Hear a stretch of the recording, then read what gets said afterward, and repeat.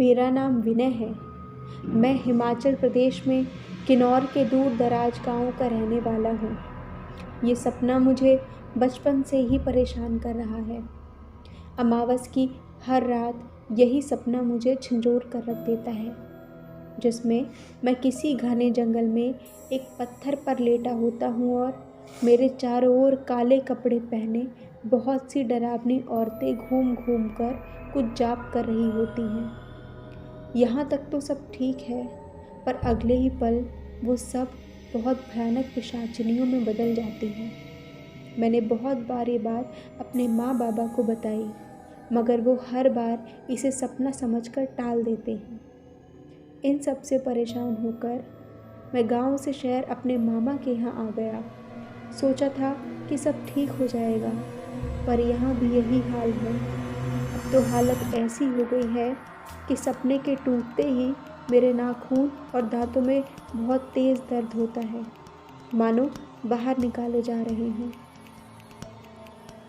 विनय, जो किन्नौर में एक छोटे गांव में रहने वाला लड़का था, घर में उसके माँ बाबा और विनय 3 ही सदस्य थे।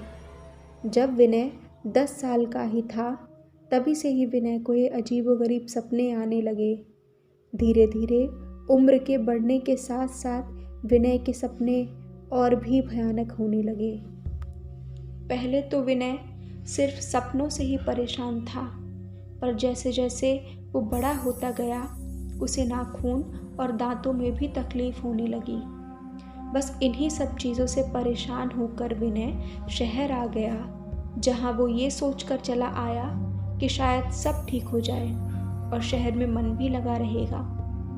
विनय को यहाँ आए काफ़ी दिन हो चुके थे। यहाँ आने पर हर दिन विनय दोस्तों के साथ कॉलेज में थोड़ा खुश भी रहने लगा था। सारा दिन कॉलेज और शाम को मार्केट में घूमने फिरने में निकल जाता था। एक दिन विनय और मोहित, जो कॉलेज में साथ में घर जा रहे थे, तो मोहित ने विनय को अपने रूम पर चलने को कहा। मोहित यहाँ अकेला ही रहता था, तो विनय भी एक दिन के लिए उसके साथ रहने चला गया। मोहित का रूम शहर से दूर था। रूम के एक तरफ काफ़ी अच्छा ग्राउंड और दूसरी तरफ खाली पड़ा प्लॉट था, जहाँ हर तरफ पेड़ और घास उगी हुई थी। विनय को भी ये जगह अच्छी लगी। हर दिन की तरह मोहित और विनय खाना पीना करके बातें करते करते सो गए। तकरीबन रात के 2 बजे दरवाज़ा खुलने की आवाज़ से मोहित की नींद खुली। मोहित ने उठकर देखा तो उसके साथ ही सोया हुआ विनय अपने बिस्तर पर नहीं था। यही सोचता हुआ मोहित बाहर निकला कि इतनी रात को विनय बाहर क्यों गया होगा। मोहित ने बाहर जाकर देखा तो थोड़ा हैरान हुआ कि विनय बड़ी ही अजीब तरह चलता हुआ उसी खाली प्लॉट की तरफ जा रहा था। काफ़ी दूर होने की वजह से मोहित ने इतनी रात को आवाज़ लगाना सही नहीं समझा। जल्दी अंदर आकर मोहित ने शर्ट पहनी और विनय के पीछे पीछे जाने को दौड़ा, पर विनय अभी तक काफ़ी दूर निकल चुका था। मोहित के देखते ही देखते विनय घने पेड़ों की तरफ अंदर चला गया।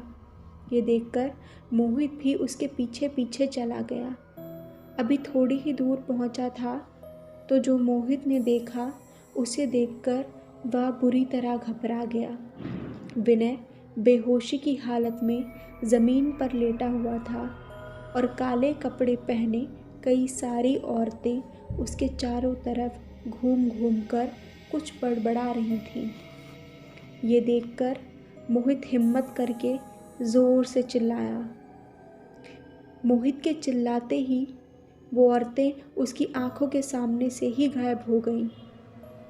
हड़बड़ाता हुआ विनय दर्द से कराता हुआ बोला, मैं यहाँ कैसे पहुँच गया? मोहित ने विनय का हाथ पकड़ा और भागकर रूम पर पहुंचकर ही सांस ली। उसने जो देखा था सब विनय को बताया। विनय का तो मानो खून तक सूख गया। विनय ने अपने सपनों के बारे में मोहित को बताया तो मोहित डरता हुआ बोला, पर ये सब तो मैंने अपनी आंखों से देखा है। विनय, मैंने जब ज़ोर से आवाज़ लगाई तो सब औरतें गायब हो गईं। तेरे साथ बहुत गलत हो रहा है, तुझे अपने घर वालों को सब बताना चाहिए। उस पूरी रात विनय को नींद नहीं आई।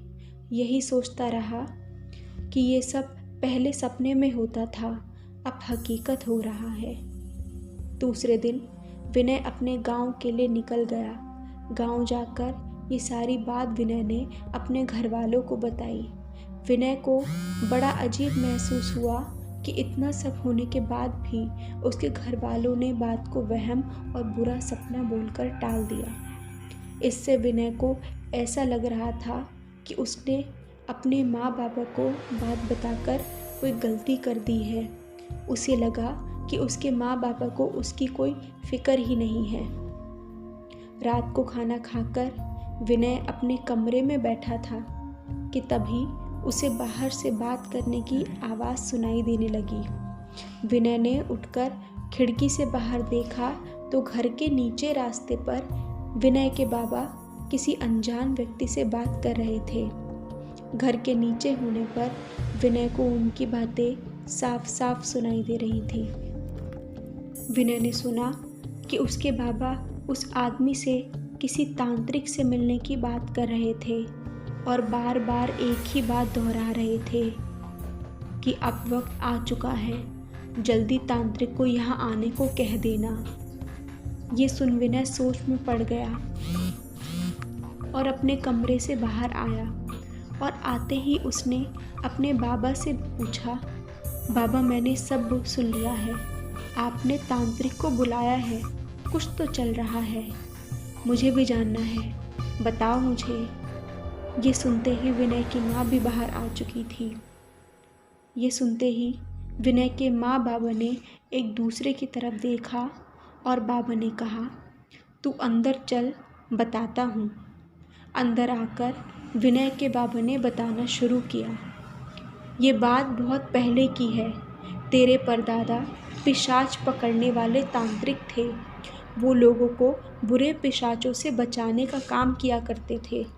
काफ़ी जानकार तांत्रिक होने के साथ ही वो बहुत दयालु व्यक्ति भी थे, जो गांव के बाहर भी पिशाचों को काबू करने जाया करते थे। ऐसे ही एक गांव में पिशाचों का आतंक था।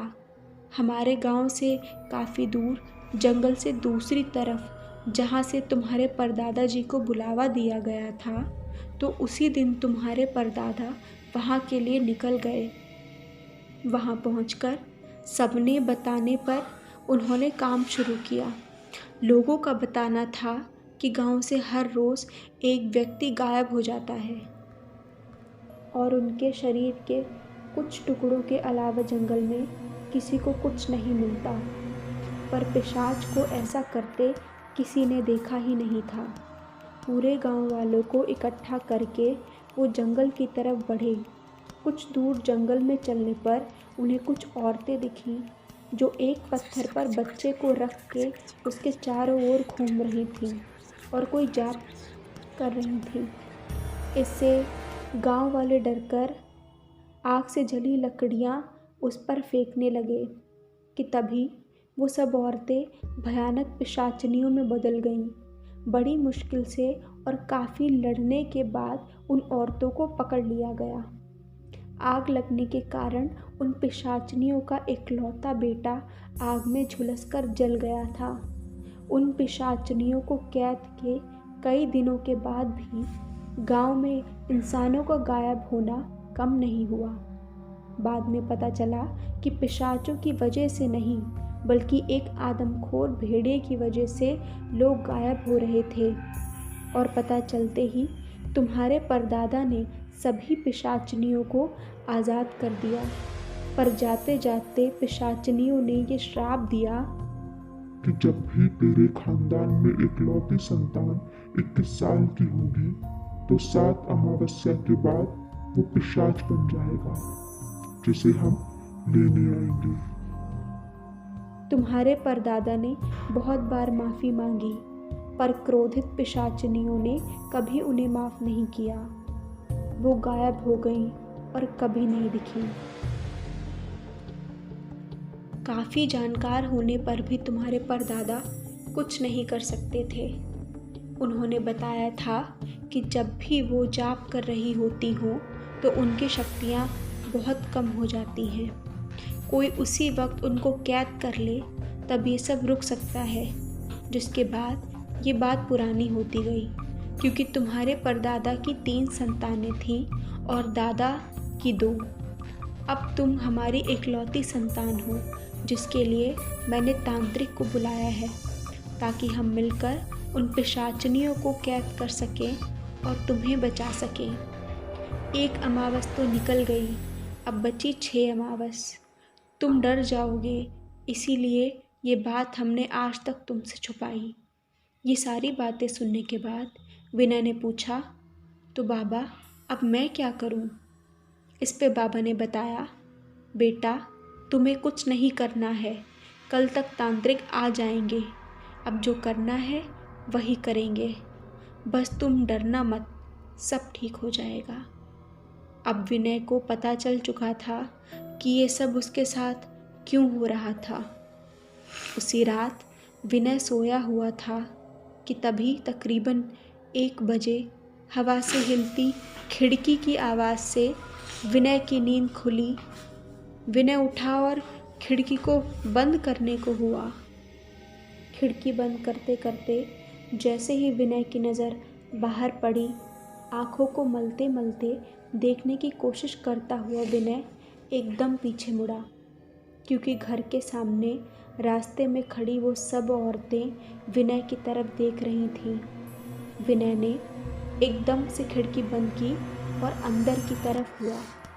अभी खिड़की बंद करके विनय मुड़ा ही था कि डर के मारे सांसें तक रुक गईं, क्योंकि अब वो औरतें विनय के बिल्कुल ठीक सामने उसके कमरे में थीं।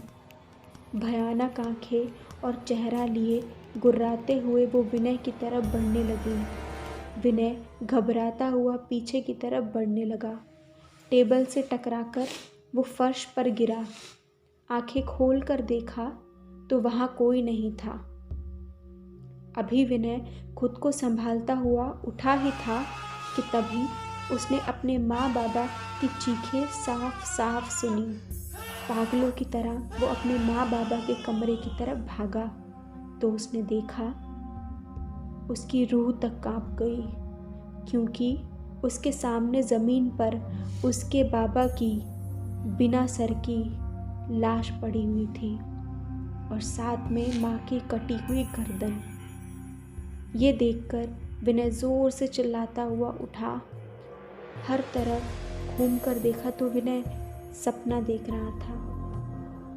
उठकर विनय माँ बाबा के रूम पर गया और धीरे से दरवाज़ा खोलकर देखा तो वो आराम से सोए हुए थे। विनय वापस आकर भगवान से प्रार्थना करने लगा कि उसकी वजह से उसके माँ बाबा को कोई तकलीफ़ ना हो। यही सोचते सोचते कब विनय की आँख लग गई उसे पता ही नहीं चला। अगले दिन सुबह ही तांत्रिक और उनके साथ कुछ लोग आ चुके थे। तांत्रिक ने बताया कि किसी को कोई भी हरकत नहीं करनी, जब तक मैं ना कहूँ सब अपने अपने कामों में लग जाओ। घर के चारों ओर कीलें लगा दी गई। रास्ते में बहुत से धागे बांध दिए गए। ये तैयारियां आज ही करनी थी, क्योंकि अगले दिन अमावस की आखिरी रात थी। तांत्रिक ने सबको बताया कि आज सब विनय के आसपास ही सोएंगे। जब भी विनय उठकर चलने लगे सब चुपचाप उसके पीछे पीछे जाएंगे। जिस वक्त पिशाचनियाँ जाप करने लगे उसी वक्त उनके चारों दिशाओं में ये धागे और कीलें लगा देना। यही वक्त होता है जब वो सबसे कमज़ोर होती है। सबने हामी भरते हुए तांत्रिक की बात सुनी और सब अपने कामों में लग गए।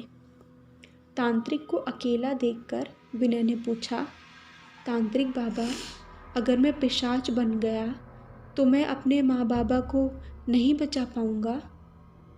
तभी तांत्रिक ने बताया, बेटा, पिशाचनियाँ तेरे शरीर से तेरी रूह निकाल रही हैं ताकि वो तेरे शरीर में अपने बेटे की रूह डाल सके। अगर ये हो गया तो फिर तेरी रूह भटकती रहेगी। हमें ये सब रोकना होगा, क्योंकि तेरी रूह हमेशा हमेशा के लिए भटकती रहेगी, क्योंकि तेरा शरीर कभी नष्ट ही नहीं होगा। पिशाचों की कोई आयु नहीं होती। ये होने से पहले ही हमें सब रोकना होगा, वरना सब खत्म हो जाएगा। और फिर दिन से शाम हुई और शाम से रात। आज विनय के कमरे में उसके माँ बाबा और बाहर तांत्रिक के साथ आए सब लोग थे। आज अमावस की आखिरी रात थी। यही सोचकर तांत्रिक ने सारी रात ना सोने का फैसला लिया था और जंजीरों से विनय को बांध दिया गया। अपने साथ आए लोगों को घर के चारों ओर पहरा लगाने के लिए खड़ा कर दिया। कमरे में विनय को बांध दिया गया और आसपास सब बैठ गए। विनय भी सोया नहीं था। तकरीबन 2 बजे विनय की आंखें अपने आप बदलने लगी। जो वहाँ बैठे सबको दिख रहा था। एक झटके में विनय खड़ा हुआ और उसकी जंजीरें ऐसे टूटी मानो जैसे कच्चे धागे से बांधा हो। ये देखकर सब दंग रह गए। ये देखते ही देखते विनय बाहर की तरफ जाने लगा।